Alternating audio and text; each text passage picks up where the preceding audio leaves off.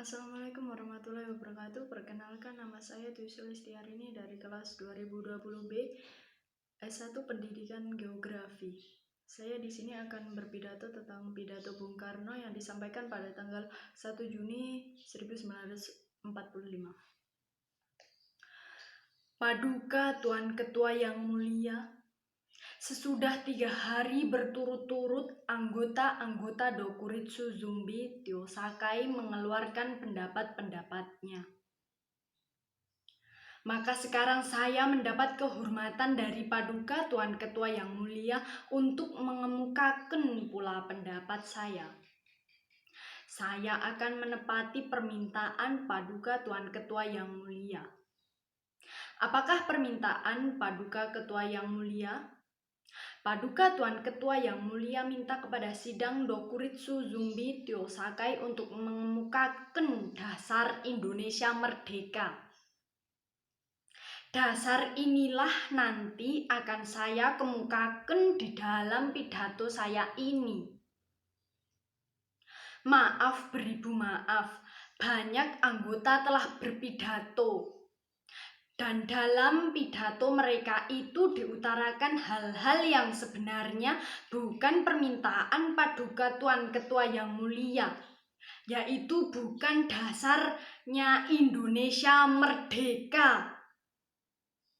Menurut anggapan saya, yang diminta oleh Paduka Tuan Ketua yang mulia ialah dalam bahasa Belanda filosofi grondslag daripada Indonesia merdeka.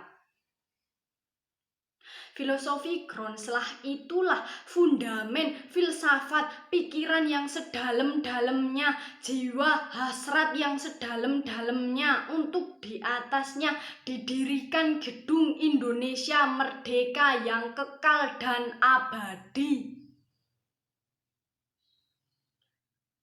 Merdeka buat saya ialah political independence, political onafhankelijkheid.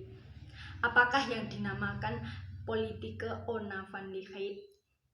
Tuan-tuan yang terhormat, lihatlah di dalam sejarah dunia, lihatlah kepada perjalanan dunia itu banyak sekali negara-negara yang merdeka, tetapi bandingkanlah kemerdekaan negara-negara itu satu sama lain. Samakah isinya?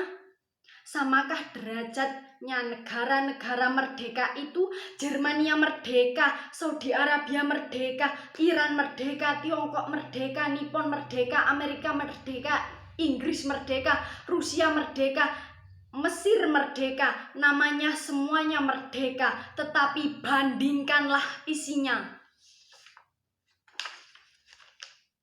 Maaf Paduka Tuan Zimu Kyoto Kutyo, berdirilah, saya punya bulu. Kalau saya membaca Tuan punya surat yang minta kepada kita supaya direncanakan sampai jelimet hal ini dan itu dahulu semuanya.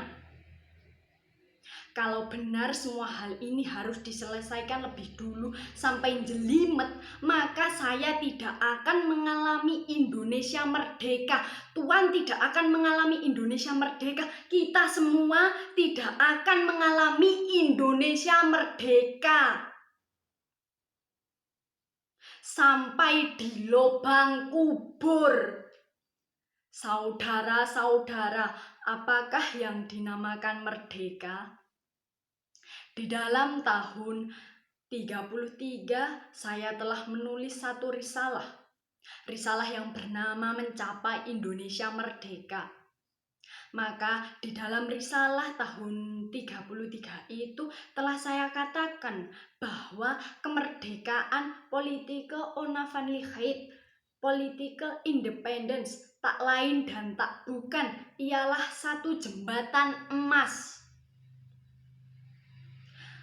Saya katakan di dalam kitab itu bahwa di seberangnya jembatan itulah kita sempurnakan, kita punya masyarakat.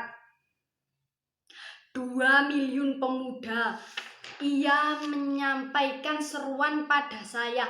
2 miliun pemuda ini semua berhasrat Indonesia merdeka sekarang. Saudara-saudara, Kenapa kita sebagai pemimpin rakyat yang mengetahui sejarah menjadi Suarwito, menjadi gentar, padahal semboyan Indonesia merdeka bukan sekarang saja kita siarkan. Berpuluh-puluh tahun yang lalu kita telah menyiarkan semboyan Indonesia merdeka. Bahkan tahun 1932 dengan nyata-nyata kita mempunyai semboyan Indonesia merdeka sekarang, bahkan 3 kali sekarang, yaitu Indonesia merdeka sekarang. Saudara-saudara, kalau umpamanya pada saat sekarang ini bala tentara Denipon menyerahkan urusan negara kepada kita, maka 1 menit pun kita tidak akan menolak. Sekarang pun kita menerima urusan itu. Sekarang pun kita mulai dengan negara Indonesia yang merdeka. Saudara-saudara, tadi saya berkata ada perbedaan antara Soviet, Rusia, Saudi Arabia, Inggris, Amerika, dan lain-lain. Tetapi ada satu yang sama, yaitu rakyat Saudi Arabia sanggup mempertahankan negaranya. Musik-musik di Rusia sanggup mempertahankan negaranya. Kalau bangsa kita Indonesia, walaupun dengan bambu runcing, saudara-saudara semua siap sedia mati mempertahankan tanah air kita Indonesia. Pada saat itu bangsa Indonesia adalah siap sedia masak untuk merdeka. Di dalam Indonesia merdeka kita melatih pemuda kita agar supaya menjadi kuat. Di dalam Indonesia merdeka kita menyehatkan rakyat sebaik-baiknya. Inilah maksud saya dengan perkataan jembatan. Jembatan emas inilah baru kita leluasa menyusun masyarakat Indonesia merdeka yang gagah, kuat, sehat, kekal, dan abadi. Tuan-tuan sekalian, kita sekarang menghadapi satu saat yang maha penting. Tidakkah kita mengetahui sebagaimana telah diutarakan oleh berpuluh-puluh pembicara bahwa sebenarnya hukum internasional menggampangkan pekerjaan kita untuk menyusun, mengadakan, mengakui satu negara yang merdeka. Tidak diadakan syarat yang neko-neko, yang jelimet, tidak. Syaratnya sekedar bumi, rakyat, pemerintah yang teguh.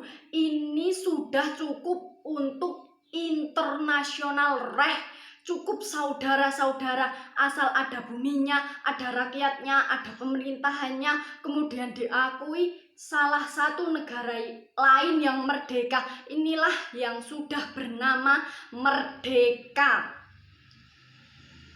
Saudara-saudara, sesudah saya bicarakan tentang hal merdeka, maka sekarang saya bicarakan tentang hal dasar.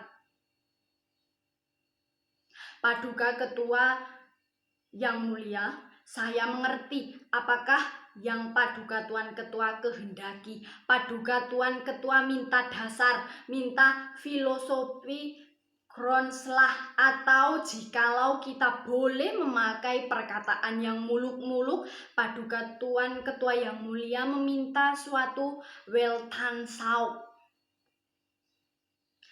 Di atas mana kita mendirikan negara Indonesia itu, kita melihat dalam dunia ini bahwa banyak negeri-negeri yang merdeka, dan banyak di antara negeri-negeri yang merdeka itu berdiri di atas suatu Weltanschauung. Paduka Tuan Ketua yang mulia, apakah Weltanschauung kita jikalau kita hendak mendirikan Indonesia yang merdeka?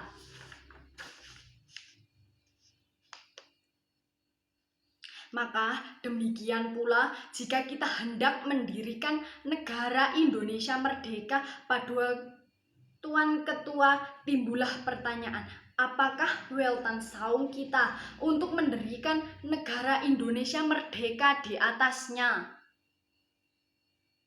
Apakah nasional sosialisme? Apakah historis materialisme? Apakah San Min Cui sebagai dikatakan Dr. Sun Yat-sen? Saudara-saudara sekalian, kita telah bersidang 3 hari lamanya. Banyak pikiran telah dikemukakan macam-macam, tetapi alangkah benarnya perkataan Dr. Sukiman, perkataan Ki Bagus Hadikusumo, bahwa kita harus mencari persetujuan faham. Kita bersama-sama mencari filosofi Gronslah, mencari satu Weltanschauung yang kita semua setuju. Saya katakan lagi, setuju. Apakah itu? Pertama-tama, saudara-saudara, saya bertanya, apakah kita hendak mendirikan Indonesia merdeka untuk sesuatu orang, untuk suatu golongan? Mendirikan negara Indonesia merdeka yang namanya saja Indonesia merdeka, tetapi sebenarnya hanya untuk mengagungkan satu orang, untuk memberi kekuasaan kepada satu golongan yang kaya, untuk memberi kekuasaan pada golongan bangsawan. Kita hendak mendirikan suatu negara, semua buat semua, bukan buat satu orang, bukan buat satu golongan, baik golongan bangsawan maupun golongan yang kaya, tetapi semua buat semua. Inilah salah satu dasar pikiran yang nanti akan saya kupas lagi. Maka yang selalu mendengung di dalam saya punya jiwa, bukan saja di dalam beberapa hari di dalam sidang Dokuritsu Zumbi Tyosakai ini, akan tetapi sejak tahun 1918, 25 tahun yang lebih, ialah dasar pertama yang baik dijadikan dasar buat negara Indonesia, ialah dasar kebangsaan.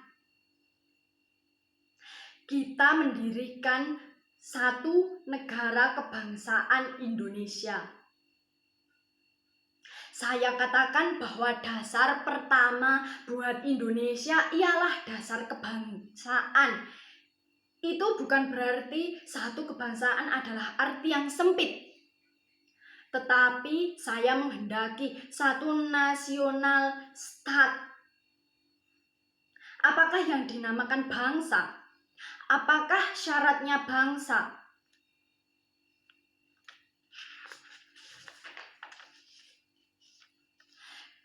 Definisi Otto Bauer pun sudah tua. Sebab tatkala Ernest Renan mengadakan definisinya itu, tatkala Otto Bauer mengadakan definisinya itu, tatkala itu belum timbul satu wetenschap baru, satu ilmu baru yang dinamakan geopolitik. Kemarin kalau tidak salah, saudara Ki Bagus Hadikusumo atau Munandar mengatakan tentang persatuan antara orang dan tempat. Persatuan antara orang dan tempat, tuan-tuan sekalian, persatuan antara manusia dan tempatnya.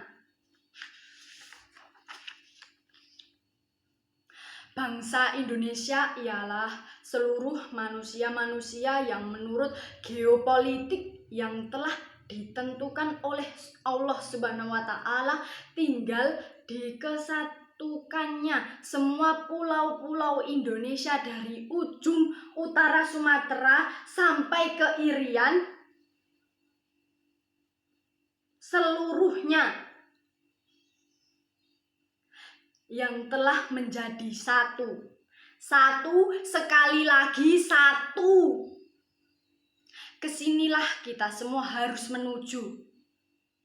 Mendirikan satu nasionalis stat di atas kesatuan bumi Indonesia dari ujung Sumatera sampai ke Irian. Demikian pula bukan semua negeri-negeri di tanah air kita yang merdeka di zaman dahulu adalah nasionalistat. Kita hanya 2 kali mengalami nasionalistat,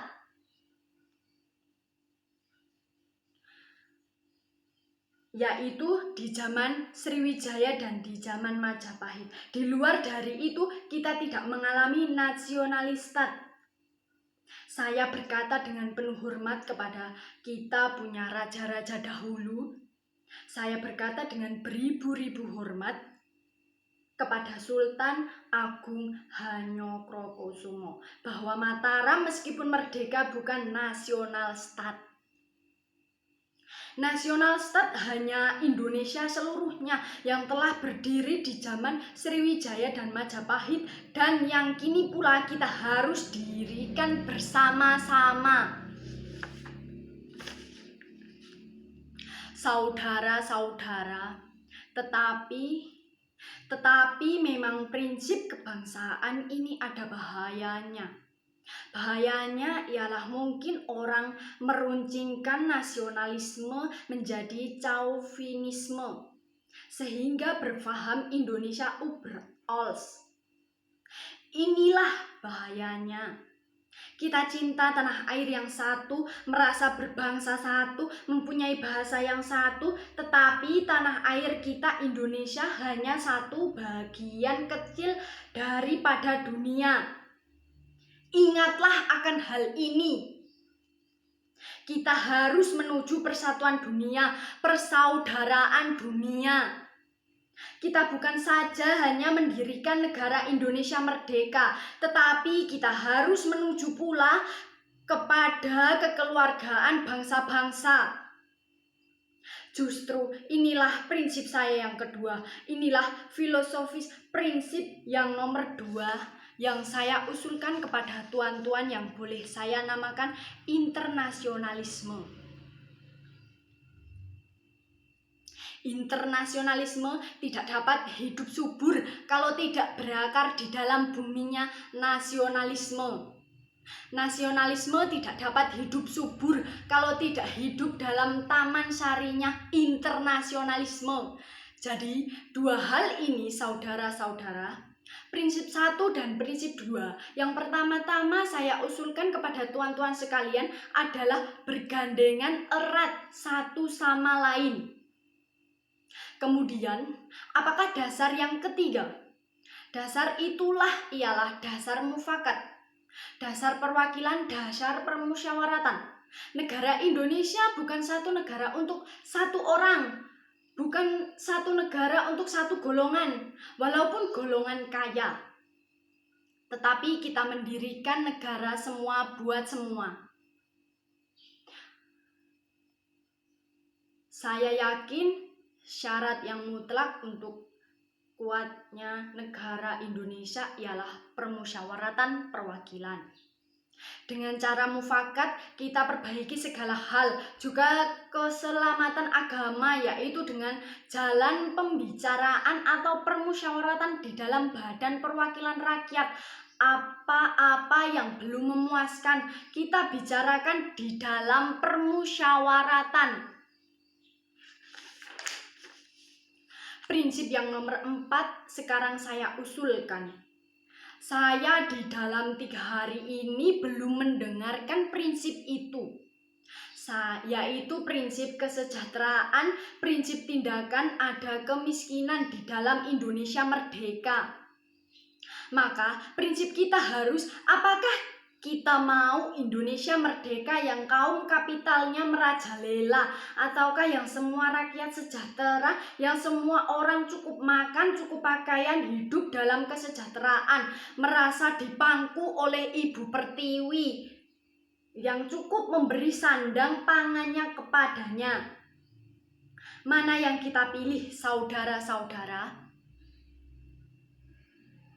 Kita sudah lihat di negara-negara Eropa adalah badan perwakilan, adalah parliamentary demokrasi.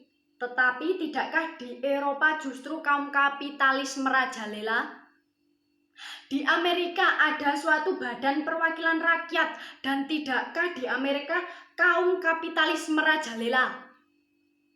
Tidakkah di seluruh benua barat kaum kapitalis merajalela?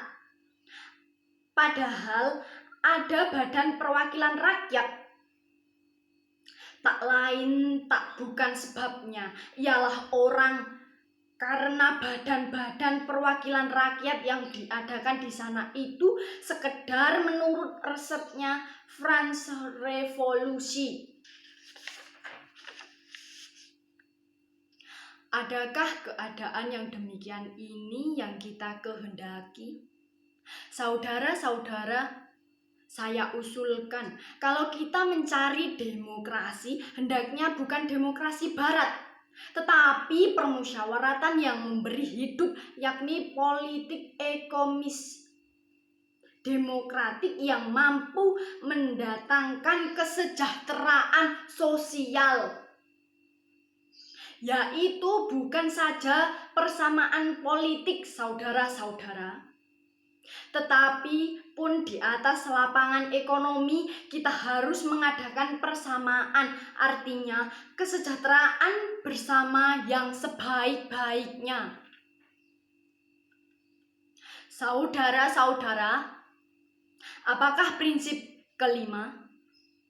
Saya telah mengemukakan 4 prinsip. 1.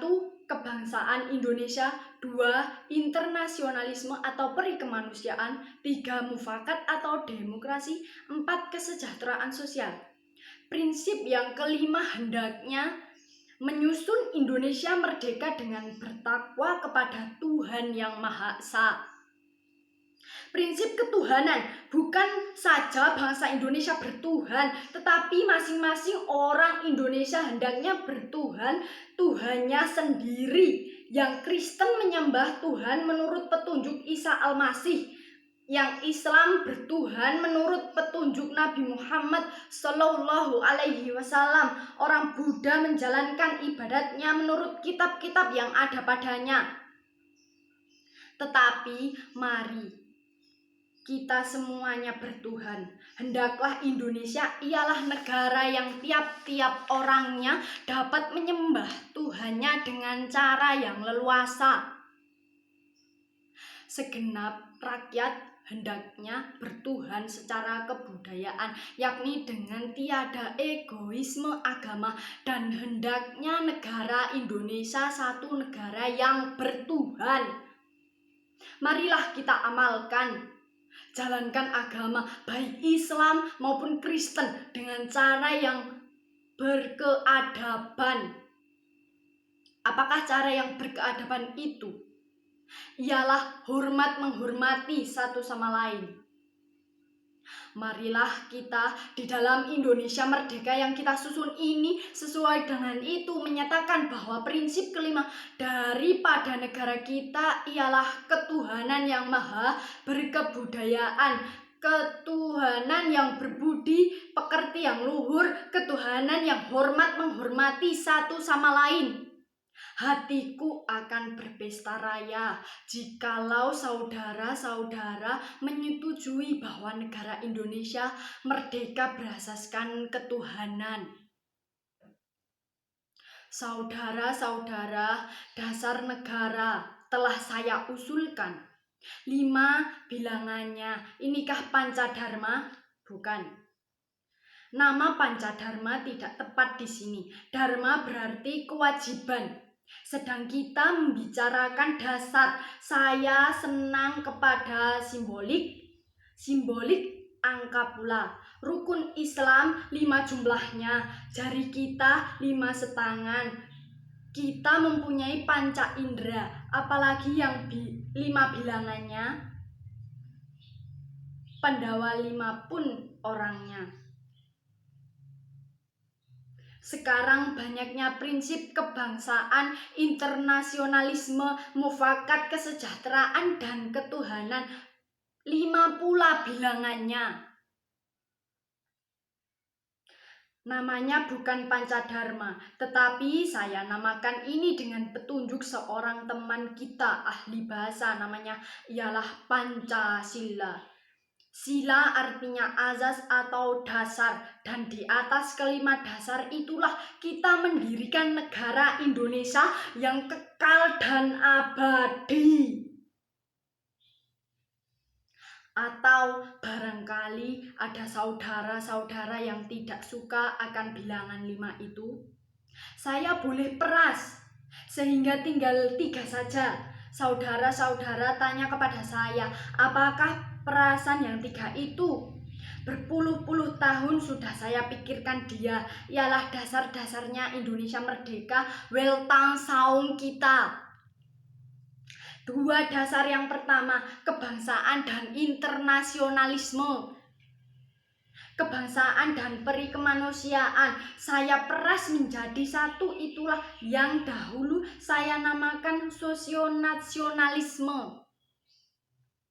Dan demokrasi yang bukan demokrasi barat, tetapi politik ekonomis demokrasi, yaitu politik demokrasi dengan social rechtsvaardigheid. Demokrasi dengan kesejahteraan saya peraskan pula menjadi satu. Inilah yang dulu saya namakan sosiodemokratik. Tinggal lagi ketuhanan yang menghormati satu sama lain. Jadi yang asalnya 5 itu telah menjadi 3, sosionasionalisme, sosiodemokrasi, dan ketuhanan. Kalau Tuan senang kepada simbolik 3, ambillah yang 3 ini. Tetapi barangkali tidak semua tuan-tuan senang kepada Trisila ini dan minta satu dasar saja. Baiklah, saya jadikan satu. Saya kumpulkan lagi menjadi satu. Apakah yang satu itu? Sebagai tadi telah saya katakan, kita mendirikan negara Indonesia yang kita semua harus mendukungnya. Semua buat semua, bukan Kristen buat Indonesia, bukan golongan Islam buat Indonesia, bukan Van Eck buat Indonesia, bukan Niti Semito yang kaya buat Indonesia. Tetapi Indonesia buat Indonesia. Semua buat Indonesia. Jikalau saya peras yang 5 menjadi 3 dan yang 3 menjadi 1, maka dapatlah saya satu perkataan Indonesia yang tulen, yaitu perkataan gotong royong. Negara Indonesia yang kita dirikan